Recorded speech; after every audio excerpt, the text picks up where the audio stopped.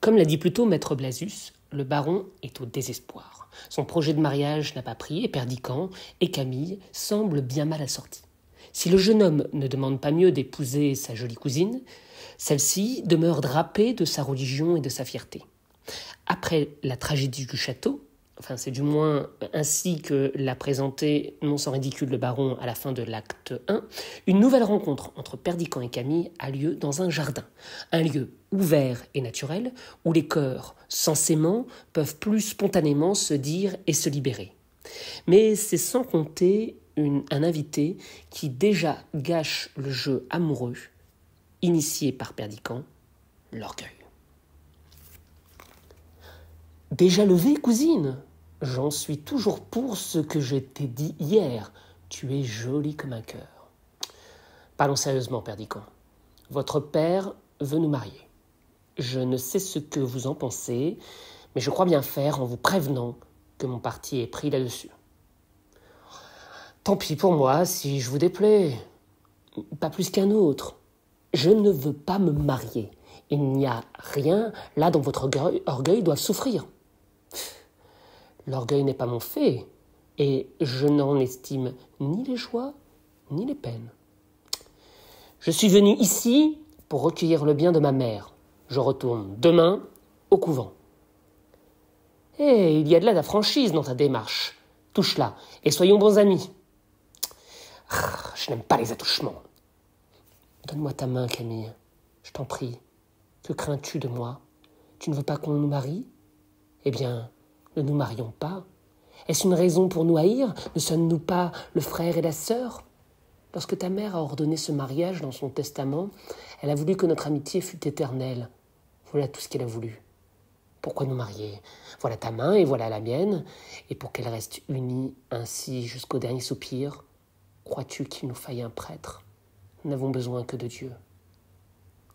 Je suis bien aise que mon refus vous soit indifférent. Il ne m'est point indifférent, Camille. Ton amour m'eût donné la vie, mais ton amitié m'en consolera.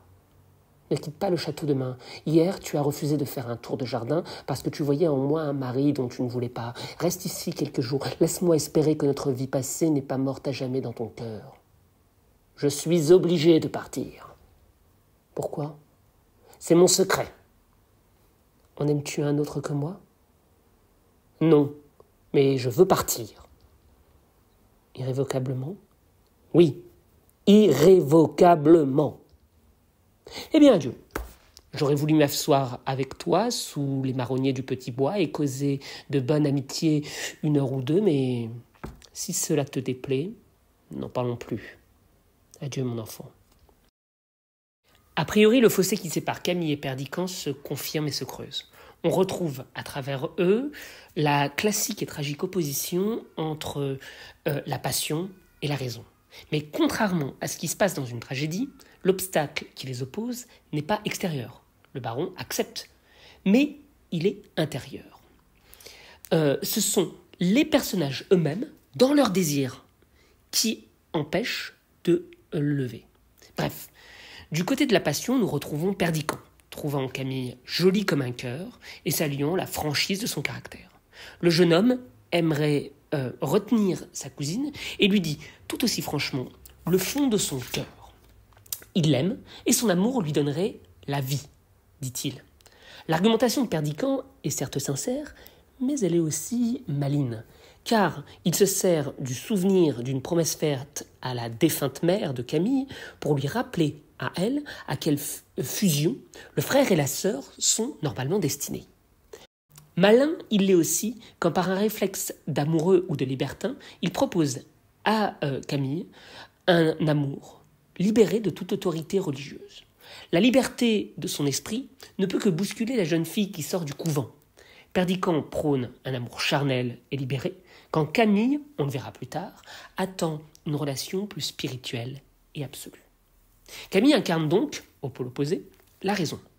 Bien décidée à partir et à retourner au couvent, une fois avoir recueilli le bien de sa mère, dit-elle, elle ne se laisse pas perturber par les attouchements de son séducteur de cousin. Et, tout en gardant secrète la vraie raison de son départ, elle ne dévie pas de sa résolution, ou plutôt de son obligation, c'est son mot, elle partira irrévocablement.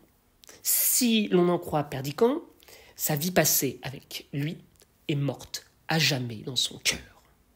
Mais l'opposition entre Perdiccas et Camille n'est qu'une apparence, et leur caractère se complète plus qu'ils ne le présentent, car ils ont un point commun qui tout à la fois les unit et les sépare, l'orgueil. C'est ainsi que le dialogue, derrière ses allures de joute verbale, est aussi une arène amoureuse où les cœurs se provoquent et se cherchent.